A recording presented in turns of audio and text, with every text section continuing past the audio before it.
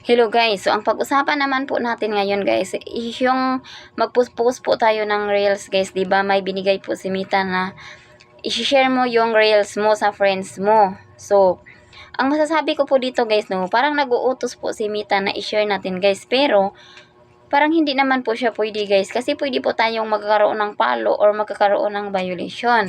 Alam nyo kung bakit nasabi ko na mayroong inuutos si Mita sa atin na sa akin lang po guys, no, based on my experience, na wag nyo na lang pong gawin kasi magka-problema po tayo nito guys.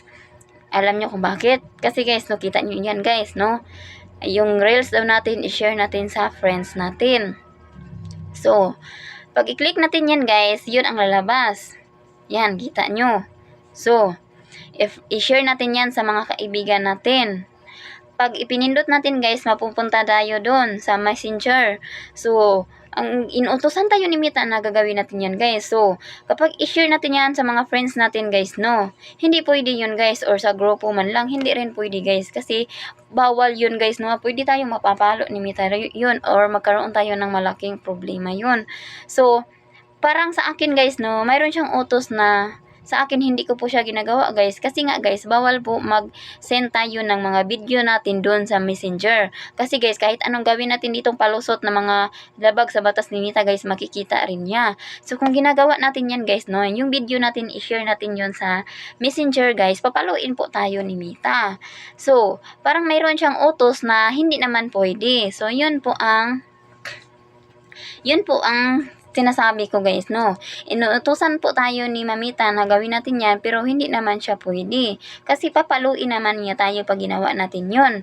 Katulad lang din yon na magpo-post po tayo ng, example guys, no, mag-post tayo ng picture.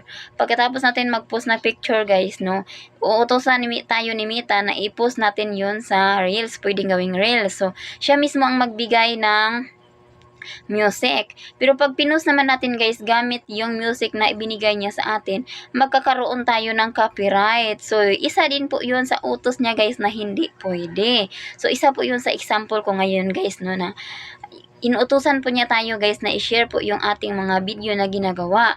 Pero doon sa Messenger, pero hindi naman po pwede na i-share natin ito sa Messenger guys. Kasi papaluin po tayo ni Mita.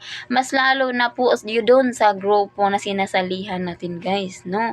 Hindi naman po pwede parang, kasi guys, labag po yun sa batas guys na doon tayo sa Messenger anong ibig sabihin nun guys, doon sa Messenger, share po kayo ng share sa link ng mga video nyo at doon po titingnan. So, ang parang kung sa YouTube, ang tawag doon guys is watch to watch.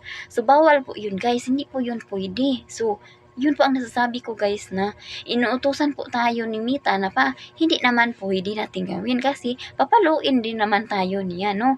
So, hindi po lahat ng utos ni Mita guys is pwede.